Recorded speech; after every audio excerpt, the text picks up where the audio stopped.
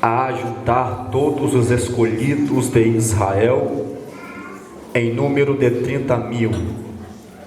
E levantou-se Davi e partiu com todo o povo que ainda consigo, ou que tinha consigo de Baalá de Judá, para levarem dali para cima a arca de Deus, sobre a qual se invocava o nome do Deus ou do Senhor dos exércitos, que assenta entre os querubins.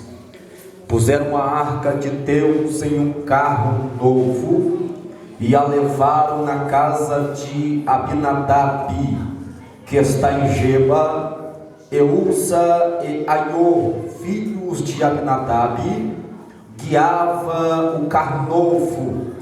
E levando-os da casa de Abinadab, que está em Geba, com a arca de Deus, Aiô ia adiante da arca.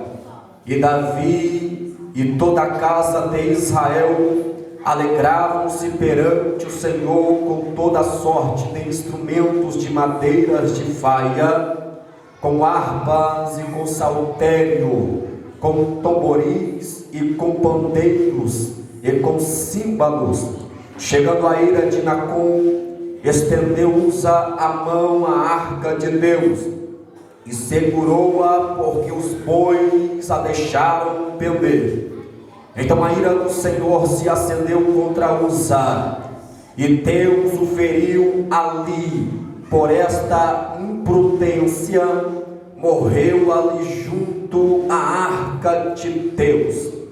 E Davi se contristou, porque o Senhor abrira rotura em Uza, e chamou aquele lugar de Pérez Uza até o dia de hoje. Você diz amém? Amém. Pode tomar o vosso assento, irmão. Glória a Deus. Bendito é o nome de Jesus. Queremos, irmãos, eu quero ser bastante direto no que Deus tem para nós nessa noite, pois ainda eu preciso chegar em casa, trabalhar e continuar pregando a palavra do Senhor na noite de amanhã, e vamos continuando fazendo a obra. Mas o texto que Deus colocara no coração a respeito de um homem que Deus levantou por nome de Davi. Todos conhecemos o início da chamada, o início do ministério deste menino, mas agora Davi, com bastante experiência com Deus, já tomando posse de algumas cidades de Israel.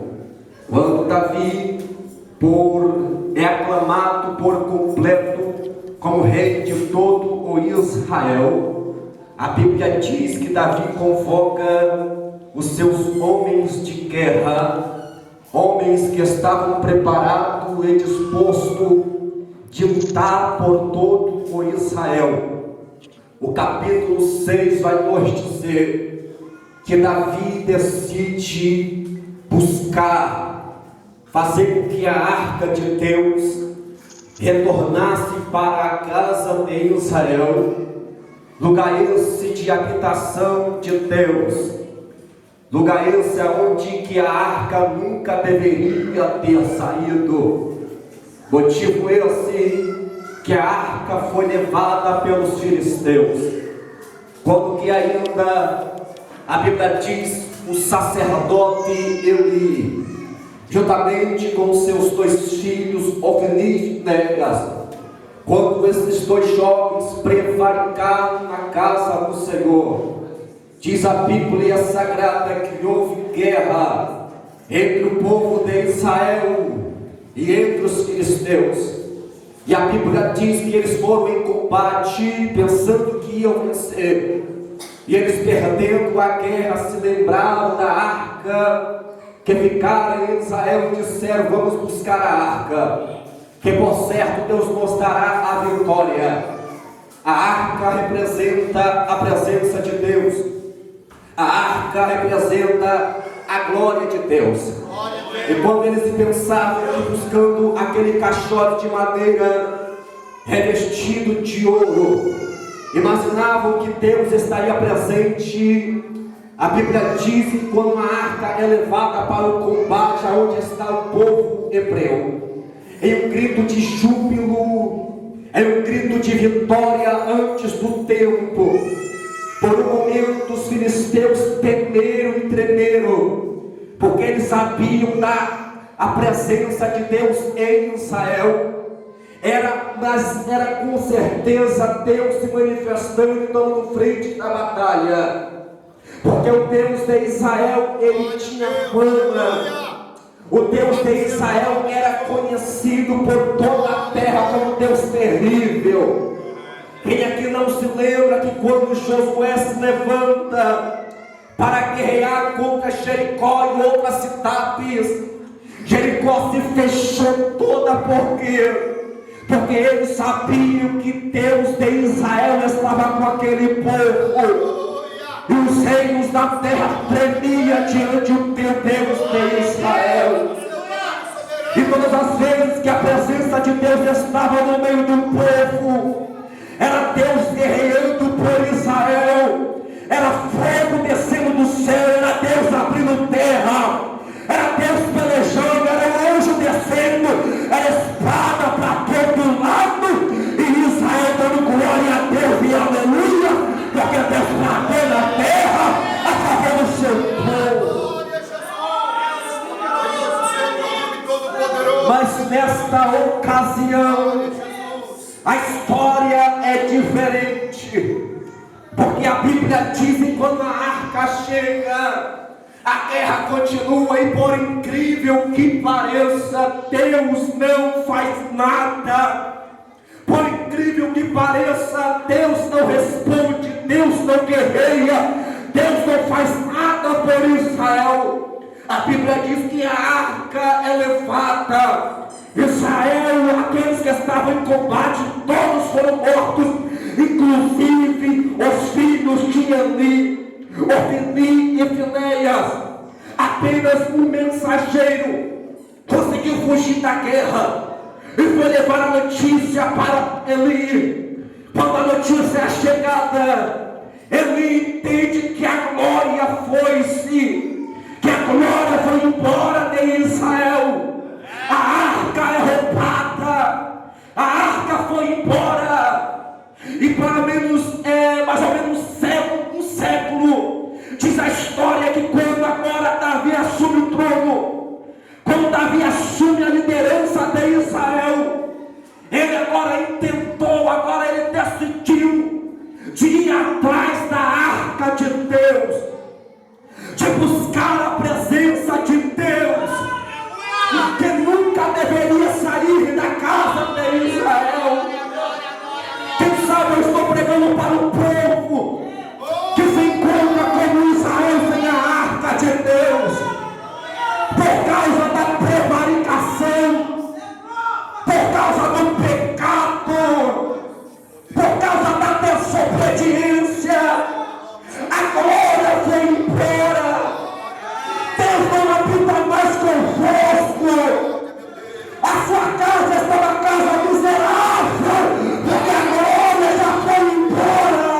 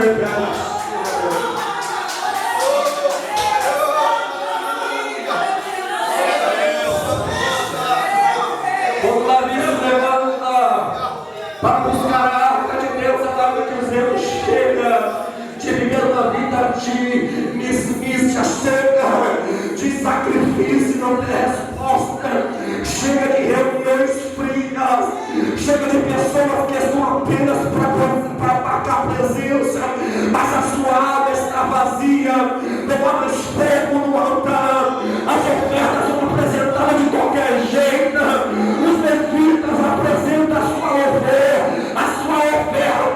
mas sem santificação, sem mais consagração. Por quê?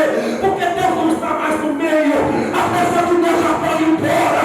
Então vamos fazer apenas o que o protocolo manda, vamos fazer apenas o que a lei manda. Não adianta fazer o que a lei manda se você não tiver a graça de Deus. É melhor obedecer do que magnificar onde está presente operando, do que meia dúvida de palavra e o povo continuar frio e o povo continuar gelado. A gente já está cansado disso.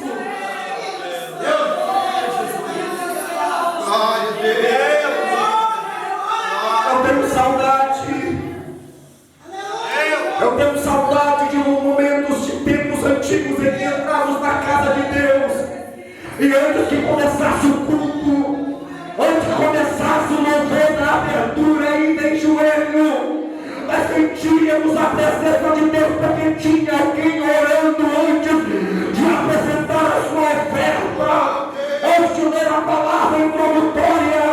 Você já sentia Deus na reunião, você já via Deus manifestando a sua glória, e não precisava o pastor falar: abre a boca, sinta a Deus, abre a boca. Agora a pressão, a glória era real, a presença era sentida, e as pessoas que gostavam do Brasil iam para uma direção nova e falavam: eu preciso entrar naquela igreja, porque Deus falou comigo lá na rua, e já está aqui dentro, e já falou: Jesus, eu te aceito como meu Salvador. Eu tenho saudade desse tempo. Eu tenho saudade dessa época em que olhávamos para o conjunto desse círculo de oração e víamos mulheres de Deus que oravam e Deus respondia, que viu que mulheres que eram na verdade intercessora. Todos os problemas que tinha na igreja eram colocados diante do círculo de oração. O que está acontecendo hoje, ninguém mais quer estar no círculo de oração por causa da confusão, por causa da fofoca.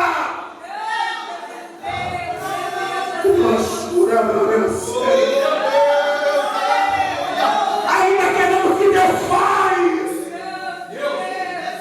queremos que Deus manifesta a glória. Como? Se não tem ninguém que busque a arca. Como?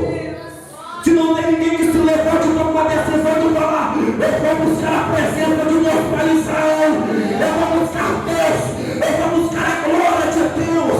Quando eu atraio a glória de Deus, eu atraio o milagre. Quando eu atraio a glória de Deus, eu não me transformo em aceitando a Jesus de Nazaré. Quando eu atraio a glória de Deus para uma reunião, é Deus dizendo: agora eu estou no controle, agora eu estou na direção. Se prepara, a glória de Deus já está aqui nessa noite. A boca levanta você para a glória, sinta a glória, sinta a glória, fala baixo.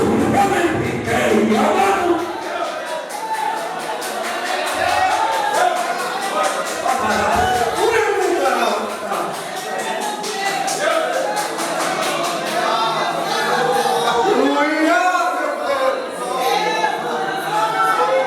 Eu sinto saudade daquele tempo que a glória de Deus estava em nossas reuniões. Eu sinto saudade daquele tempo que você podia contar os seus problemas e eles eram solucionados na oração. Hoje temos medo de contar problema para a pessoa, porque já não confiamos mais, porque é segredo, e o segredo às vezes é espalhado aos quatro cantos da igreja, segredo para ser tratado e resolvido.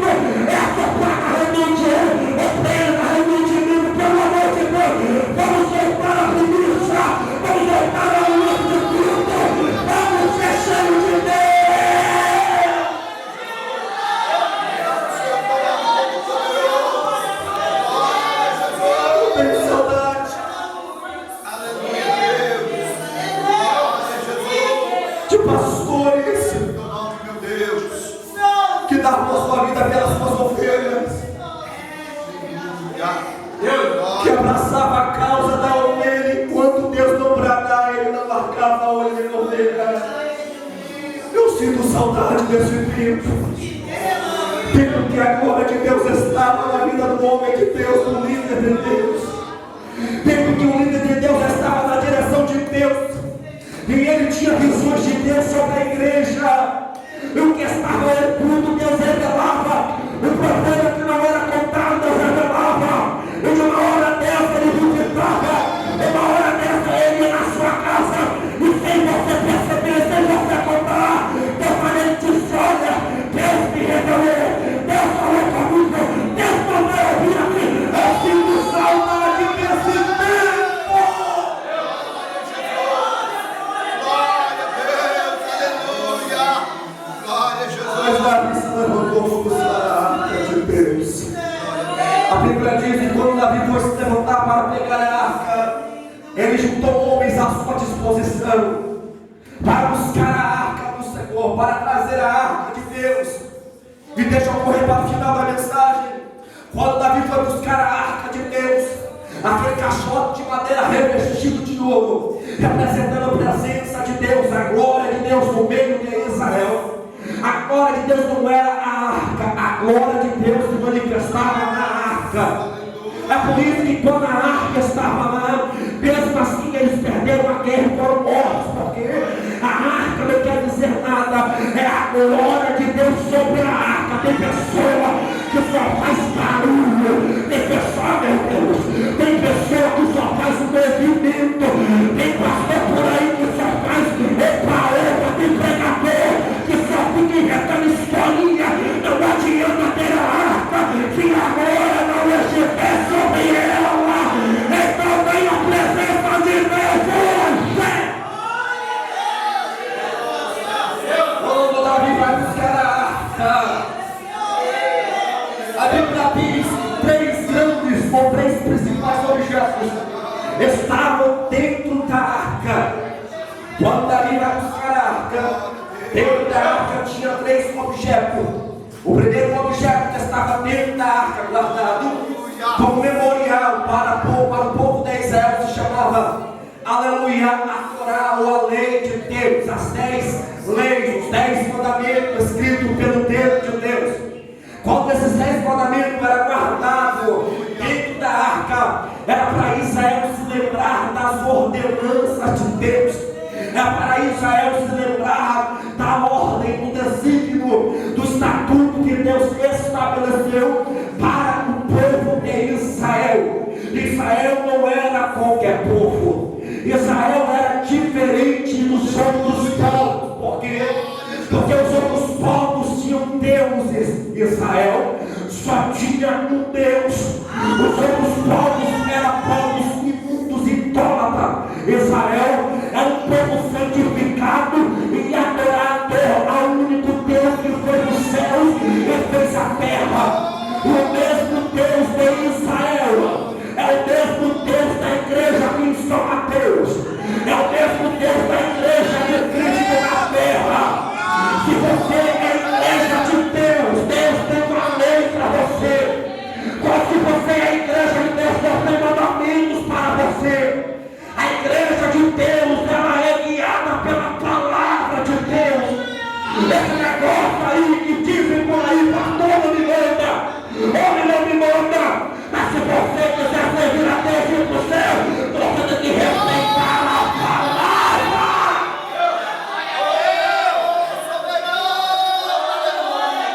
Para que a lei serve? A lei serve para impor um limite. A lei coloca-nos na nossa